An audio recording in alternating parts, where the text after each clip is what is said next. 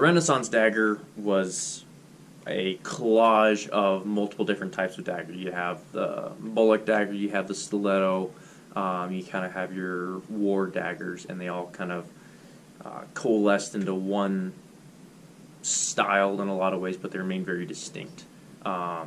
Later on in history, modern bladesmiths took those elements and combined them into a new style of blade called a Renaissance dagger. It's not actually 100% historically accurate. It's taking elements of probably 4 or 5 different blades of the time and creating something new out of those.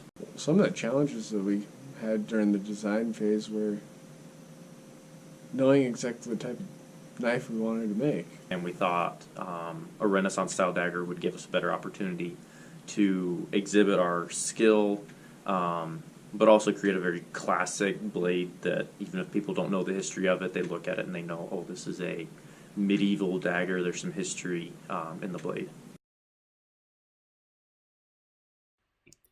The blade begins its life as a bar of square stock. This bar is then drawn out in a process called tandem forging. The leadsmith directs the striker where to hit the bar by verbal commands or by manipulating the piece. This process allows the smith to move a lot of material very quickly.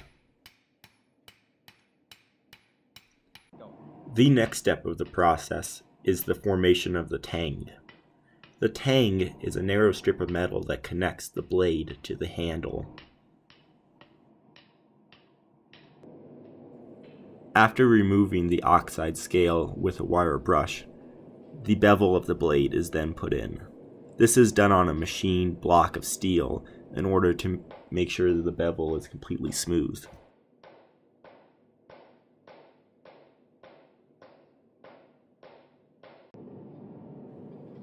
This beveling anvil was custom made in order to achieve a perfect finish on the bevel of the blade. However, even with this custom anvil, adding a quality bevel to a blade is still one of the most challenging aspects to bladesmithing. After finishing the bevels, the blade must then be annealed. So right now I'm annealing the blade in preparation for grinding.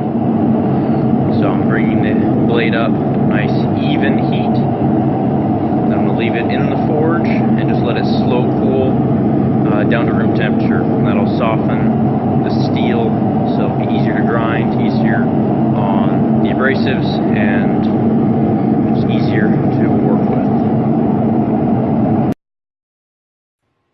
After annealing, a fuller is then ground into the blade. A jig is used to ensure that the fuller is perfectly straight along the axis of the blade. After the fuller is added, the blade is then sanded to its final finish. The blade has been hand sanded to about 180 grit. So we're working from a file finish on this left side here to a fine 180 running the length of the blade. Continue that on the other edge and then go and do the other side. Meanwhile, the crossguard is hand filed using a triangular file to create a roping effect. The next step of the process is fitting the handle to the blade. So, began with first choosing the correct wood for the handle, which we decided a nice dark walnut would be the best choice. And then we began by fitting that block of wood to the tang of the blade. And then we shaped the handle, the would-be handle, after stabilizing the wood. Well, I guess the biggest thing for anyone trying to look into knife making is the amount of time it takes. This knife didn't happen overnight. The skills I earned didn't happen overnight. These are years and years of mistakes and broken blades and redos.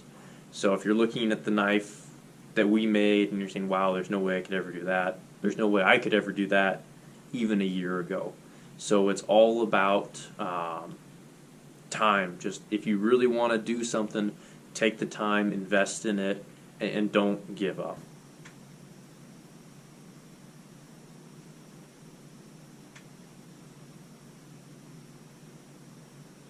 We good?